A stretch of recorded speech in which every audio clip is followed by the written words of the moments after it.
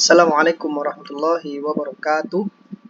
Alhamdulillahirabbil alamin. Assalatu wassalamu ala asyrofil anbiya'il mursalin sayyidina wa maulana Muhammad wa ala alihi washabihi ajma'in, amma ba'du.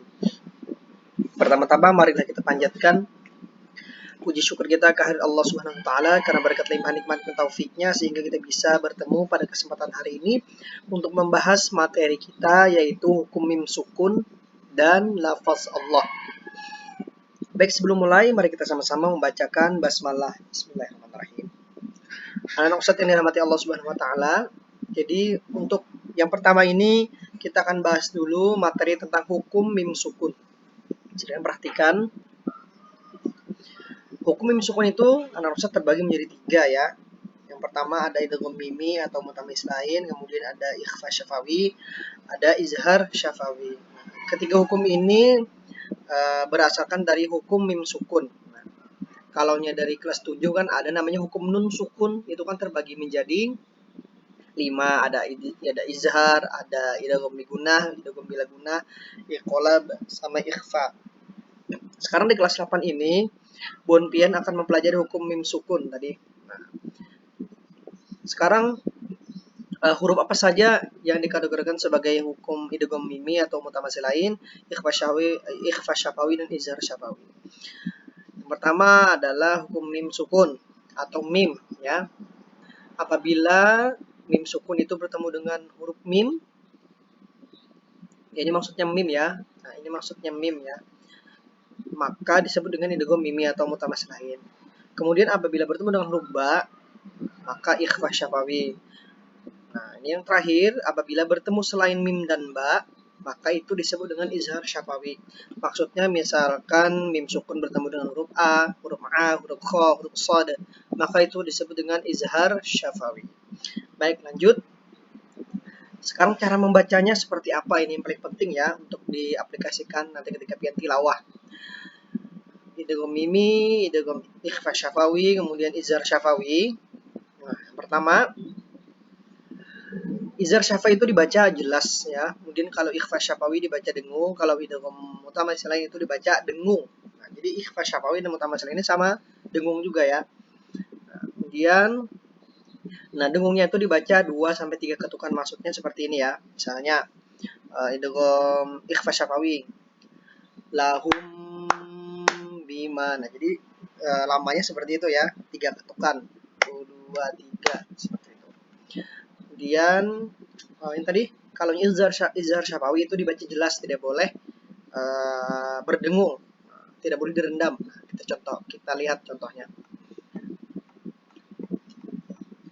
Nah, bisa kalian lihat, misalnya di sini mim sukun bertemu mim, contohnya hum min. Nah, itu jadinya humnya harus dibaca dengung, hum. Nah, dengung itu seperti ini, gitu. Hum min. Kemudian kalau ada ba, ada numidduhum bihi. Hum bihi tidak boleh, numidduhum bihi tidak boleh, atau hum min tidak boleh. Nah, kemudian kalau izhar syafawi itu baru jelas yang ini, lahum fi tidak boleh, lahum fi tidak boleh. Nah, seperti itu cara membacanya. Lanjut, tadi dengung tadi ya, dibaca dengung kalau izhar jelas. Kemudian hukum lafaz Allah. Hukum lafaz Allah ada tafkhim, ada tarkik. Sekarang tafkhim itu apa, tarkik itu apa? Hukum lafaz Allah ya, tafkhim. Tafkhim itu artinya nak ya, tebal ya. Kalau tarkik itu tipis. Ya, tafkhim tebal, tarkik tipis. Contohnya ini, nasrullah minallah. Kalau tarkik tipis, billah. Di sini ada yang membedakan ya antara tafkhim dan tarkik, yaitu barisnya. Nah, cirinya yaitu sebelum lafaz Allah itu berbaris dhammah. Kemudian yang satunya lafaz Allahnya sebelumnya berbaris fathah. Cirinya ada 2 untuk yang tafkhim, yaitu sebelumnya berbaris dhammah dan berbaris fathah. Tapi kalau tarkik itu syaratnya harus berbaris kasroh ya. Berbaris kasroh. Nah, jadi bacanya tipis. Billah kayak gitu. Lanjut. Nah, sekarang pengertian ya. Lafaz Allah tadi dibaca Nah, tafkhim itu dibaca tebal ya. Kemudian kalau tarkik dibaca tipis. Nah, seperti itu. Nanti kalau ada pertanyaan soal latihan atau PAT, tafkhim itu artinya tebal, tarkik itu tipis gitu ya. Nah, sekarang ada soal latihan ya. Ada soal latihan, latihan 1 dan latihan 2. Latihan 1 itu tentang hukum mim sukun dan latihan 2 itu hukum lafaz Allah. Coba kita lihat semuanya. Nah, di sini ada ayat Al-Qur'an surah Al-Baqarah ya ayat 6 sampai 16. Jadi sini sudah usul beri tanda ya, tanda-tanda merah ini. Nah, tanda garis merah ini. Nah, sekarang pian tentukan ya. Tentukan yang nomor 1 ini hukumnya idgham mimika, ikhfa syafawika, izhar syafawika. Nanti tuliskan di nomor sesuai nomornya sampai nomor 16 seperti itu. Pian lihat dulu ya cara menentukannya. Coba pian lihat dari 1 sampai 1 2 3 ini. Ini kan ada mim sukun, ada mim sukun, ada mim sukun. Ini kan sudah Ustaz tandai yang mana yang hukum mim sukunnya. Kalau nanti disuruh pian mencari hukum mim sukun, maka pian harus cari dulu mim sukunnya. Ini kan sudah ada nih Ustaz beritahu mim sukunnya di mana. Nah, sekarang ada mim sukun, kemudian pian lihat setelahnya yang ini.